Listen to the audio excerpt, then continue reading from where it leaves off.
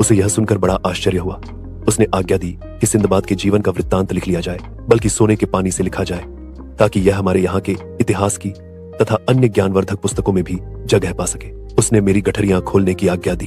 उनमें के बहुमूल्य रत्नों तथा चंदनादि अन्य वस्तुओं को देखकर उसे और भी आश्चर्य हुआ। मैंने कहा, महाराजाधिराज, यह सब आप ही का है। आप इसमें से जितना चाहे ले ले, बल्कि सब कुछ लेना चाहे तो वह भी करे। उसने मुस्कुराकर उत्तर दिया, नहीं, यह सब तेरा है, हम इसमें से कुछ नहीं लेंगे। फिर उसने आज्ञा दी कि इस मनुष्य को इसके माल असबाब के साथ एक अच्छे घर में ठहराओ, इसकी सेवा के लिए अनुचर रखो और हर प्रकार इसकी सुख सुविधा का ख्याल रखो। उसके सेवकों ने ऐसा ही किया और मुझे एक शानदार मकान में ले जाकर उतारा।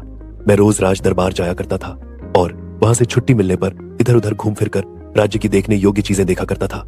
सरान द्वीप भूमध्य रेखा के किंचित दक्षिण में है, इसीलिए वहां सदैव ही दिन और रात बराबर होते हैं।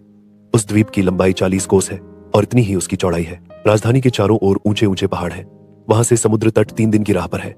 वहां लालमणि तथा अन्य रत्नों की कई खाने हैं और वहां कोरंड नामी पत्थर भी पाया जाता है, जिससे हीरों और अन्य रत्नों को काटते और तराशते हैं। वहां नारियल के तथा अन्य कई फलों के वृक्ष भी बहुतायत से हैं। वहां के समुद्र में मोती भी बहुत मिलते हैं। जब मैं वहां खूब घूम फिर कर देख चुका तो मैंने बादशाह से निवेदन किया कि अब मुझे मेरे देश जाने की अनुमति दीजिए। उसने मुझे अनुमति ही नहीं बल्कि कई बहुमूल्य वस्तुएं इनाम के तौर पर भी दी। उसने खलीफा हारून रशीद के नाम एक पत्र और बहुत से उपहार भी मुझे दिए कि मैं उन्हें खलीफा तक पहुंचा दूं। मैंने सिर झुकाकर यह स्वीकार किया। बादशाह ने मेरे ले जाने के लिए एक मजबूत जहाज का प्रबंध किया और कप्तान और खलासियों को ताकीद की कि सिंदबाद को बड़े सम्मान से उसके देश में पहुंचाना, रास्ते में इसे किसी प्रकार की असुविधा न हो। सरान द्वीप के बादशाह ने जो पत्र खलीफा के नाम दिया था वह पीले रंग के नरम चमड़े पर लिखा था। यह चमड़ा किसी पशु विशेष का था और बहुत ही मूल्यवान था। उस पर बैंगनी स्याही से पत्र लिखा था। पत्र का लेख इस प्रकार था, यह पत्र सरान द्वीप के बादशाह की ओर से भेजा जा रहा है। उस बादशाह की सवारी के आगे 1000 सजे सजाए हाथी चलते हैं। उसका राजमहल ऐसा शानदार है जिसकी छतों में 1 लाख मूल्यवान रत्न जड़े हैं और उसके खजाने में अन्य वस्तुओं के अतिरिक्त 20,000 हीरे जड़े मुकुट रखे हैं। सरान द्वीप का बादशाह खलीफा हारून रशीद को निम्नलिखित उपहार भातृभाव से भेज रहा है। वह चाहता है कि खलीफा और उसके दृढ़ मैत्री संबंध हो जाएं और एक दूसरे का अहित हम दोनों न चाहें।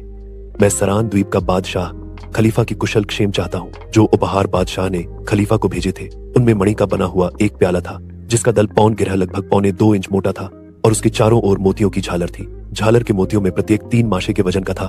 एक बिछौना अजगर की खाल का जो 1 इंच से अधिक मोटा था। इस बिछौने की विशेषता यह थी कि उस पर सोने वाला आदमी कभी बीमार नहीं पड़ता था।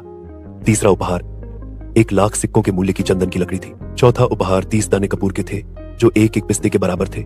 5वां उपहार एक दासी थी जो अत्यंत ही रूपवती थी और अति मूल्यवान वस्त्राभूषणों से सुसज्जित थी।